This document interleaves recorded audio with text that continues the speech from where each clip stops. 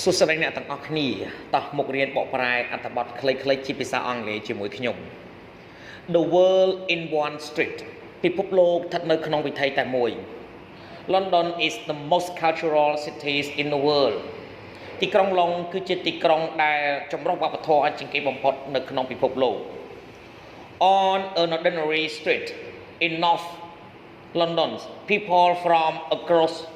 the globe live and work side by side នៅលើវិថីដ៏សាមញ្ញមួយស្ថិតនៅភាគខាងជើងទីក្រុងឡុងមនុស្សមកពីគ្រប់ទីកន្លែងទាំងអស់នៅលើពិភពលោករស់នៅហើយនឹងធ្វើការនៅគ្រប់ទីកន្លែង Here's on Stroud Green Road there are Turks, Chinese, Afghanis, Pakistanis, Vietnamese, Colombians, Polish, Kenyans and French នេះណែគឺជាវិថី Stroud Green Road មានជនជាតិទូគីជនជាតិចិនជនជាតិអាហ្គានីស្ថានជនជាតិប៉ាគីស្ថានជនជាតិវៀតណាមជនជាតិកូឡុំប៊ីជនជាតិប៉ូឡូញជនជាតិកេនយ៉ានិងជនជាតិបារាំង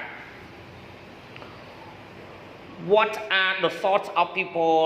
who live here តើអ្វីទៅគឺជាការគិតរបស់មនុស្សដែលបានរស់នៅទីនេះ What do they think of the land they now call home តើពួកគេគិតយ៉ាងណាចំពោះទឹកដីមួយដែលពួកគេឥឡូវនេះហៅថាផ្ទះ This area is very cosmopolitan and that's why I love it តំបន់នេះគឺពិតជាចម្រុះជាតិសាសន៍ណាស់នោះគឺជាហេតុផលដែលខ្ញុំស្រឡាញ់វា When I first came to England in 1986 I thought it would be like New York but it was much quieter នៅពេលដែលខ្ញុំបានមកដំបូងទៅកាន់ប្រទេសអង់គ្លេសនៅក្នុងឆ្នាំ1986ខ្ញុំបានគិតថាវាដូចជាទីក្រុងញូវយ៉កប៉ុន្តែវាស្កប់ស្ងាត់ជាង I don't know anybody and I wanted to go home ខ្ញុំមិនស្គាល់នរណាម្នាក់នោះទេហើយខ្ញុំចង់ត្រឡប់ទៅផ្ទះវិញ I came here to study business at college ខ្ញុំបានមកទីនេះដើម្បីរៀនជំនួញនៅមហាវិទ្យាល័យ First I had a restaurant ដំបូងឡើយខ្ញុំមានភោជនីយដ្ឋានមួយ Now I run this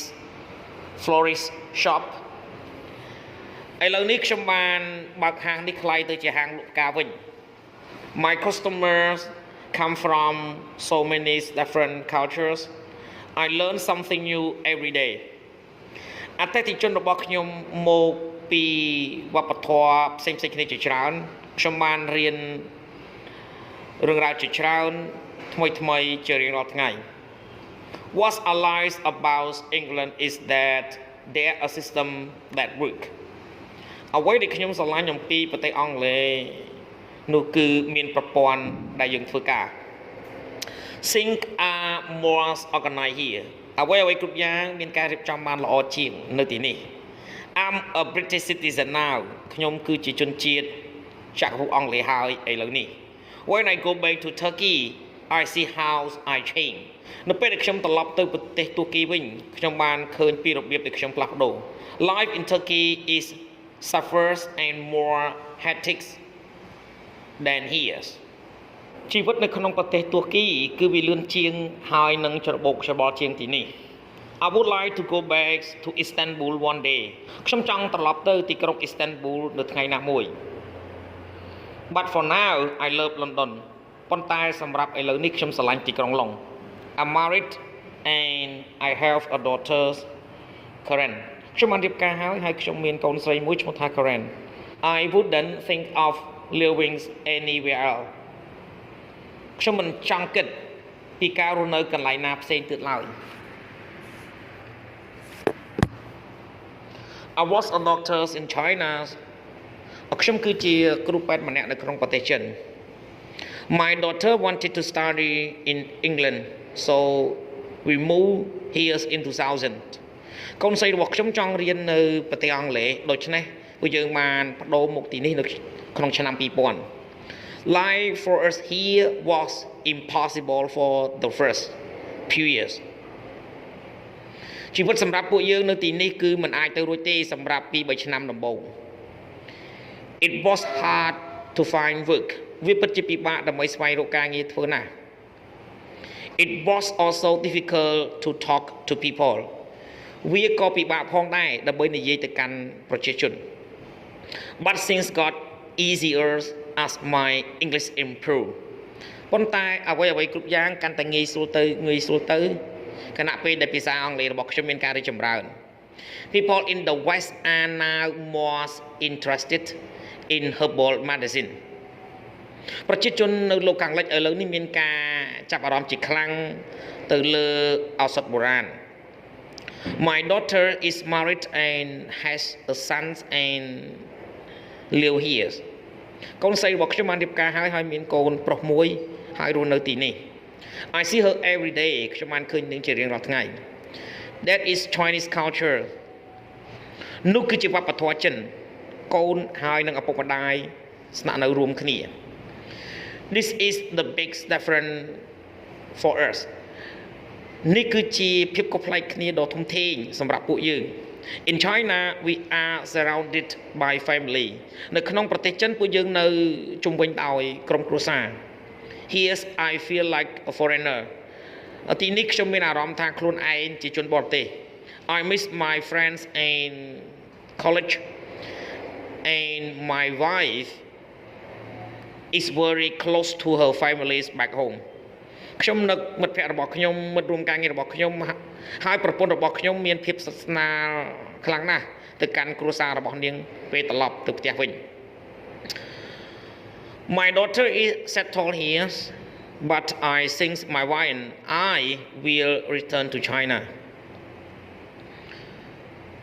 កូនស្រីរបស់ខ្ញុំបានស្នាក់នៅទីនេះហើយខ្ញុំគិតថាប្រពន្ធរបស់ខ្ញុំហើយនឹងខ្ញុំនឹងត្រឡប់ទៅប្រទេសចិនវិញ I'll see we'll see ពួកយើងនឹងរងចាំមើល My parents divorced and my mother came to England to make a new start I was 19 ឪពុកម្ដាយរបស់ខ្ញុំលែងលាគ្នាហើយម្ដាយរបស់ខ្ញុំបានមកប្រទេសអង់គ្លេសដើម្បីចាប់ផ្ដើមជីវិតថ្មីខ្ញុំមានអាយុ19ឆ្នាំ For me it was an animal shock សម្រាប់ខ្ញុំវាគឺជាភាពភ្ញាក់ផ្អើលដ៏ធំមួយ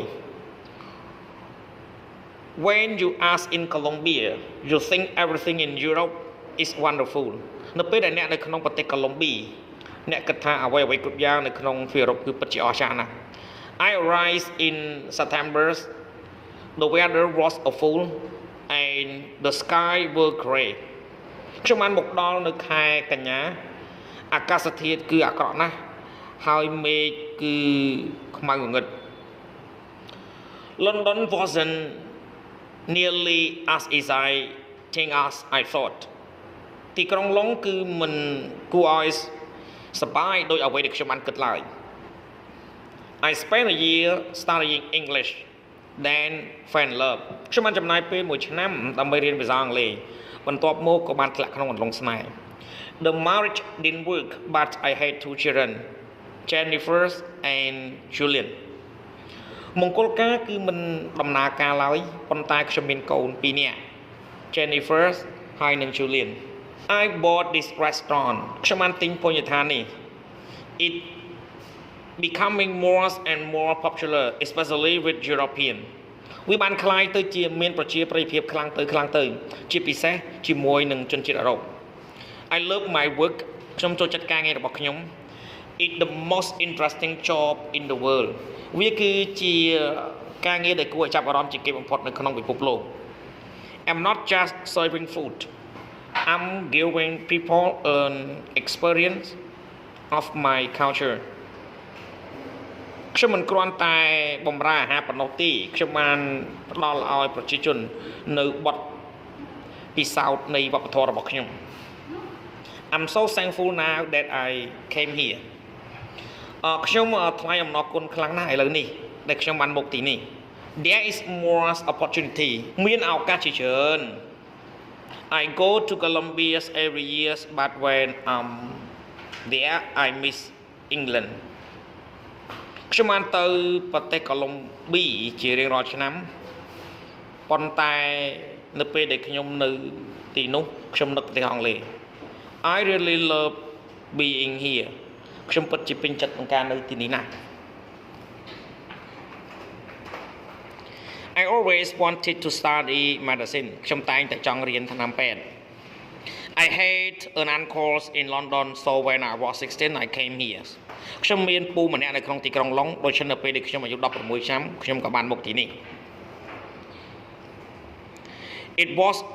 very hard វាពិតជាលំបាកណាស់ I remember the drive from the airport ខ្ញុំបានចងចាំពីការបើកបរមកពីពលានយន្តហោះ The road were so much bigger and busier than Kenya វិថីគឺធំជាងហើយនឹងមមាញឹកជាងនៅក្នុងប្រទេសកេនយ៉ា It was summer and the weather was lovely វាជារដូវក្តៅហើយអាកាសធាតុគឺពិតជាគួរឲ្យស្រឡាញ់ណាស់ But then of course the first winters came ប៉ុន្តែបន្ទាប់មកតាមពិតទៅរដូវរងាដំបូងបានមកដល់ It was the coldest winters for years វាគឺជារដូវរងាដែលត្រជាក់ជាងគេបំផុតក្នុងចំណោមរយៈពេលជាច្រើនឆ្នាំវាគឺជារដូវរងាដែលត្រជាក់ជាងគេបំផុតសម្រាប់រយៈពេលជាច្រើនឆ្នាំ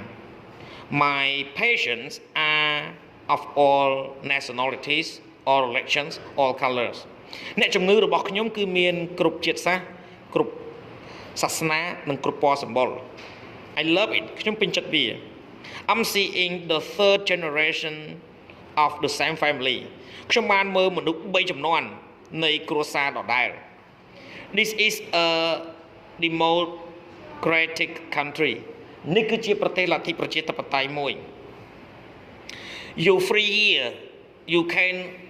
say and think and do what you want អ្នកមានសេរីភាពនៅទីនេះអ្នកអាចនិយាយហើយនឹងគិតហើយនឹងធ្វើអ្វីដែលអ្នកចង់ធ្វើ England is a welcoming society ប្រទេសអង់គ្លេសគឺជាសង្គមមួយដែលស្វាគមន៍ My children were born here កូនរបស់ខ្ញុំបានកើតនៅទីនេះ All their friends are English មិត្តភក្តិទាំងអស់របស់ពួកគេគឺជាជនជាតិអង់គ្លេស I feel British now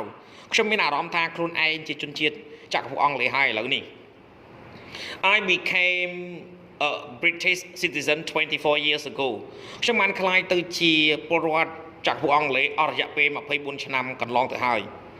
Britons give me an education and the opportunity to better myself ចក្រភពអង់គ្លេសបានផ្ដល់ឲ្យខ្ញុំនៅការអប់រំហើយនិងឱកាសដើម្បីធ្វើឲ្យខ្លួនឯងកាន់តែប្រសើរឡើង This is my country my home នេះគឺជាប្រទេសរបស់ខ្ញុំជាផ្ទះរបស់ខ្ញុំសូមអរគុណសម្រាប់ការទស្សនាវីដេអូសូមជួយចុច Subscribe Like Share និងរូបកណ្ដឹងទៅកាន់ Channel Don CO ដើម្បីទទួលបានវីដេអូថ្មីៗសូមអរគុណ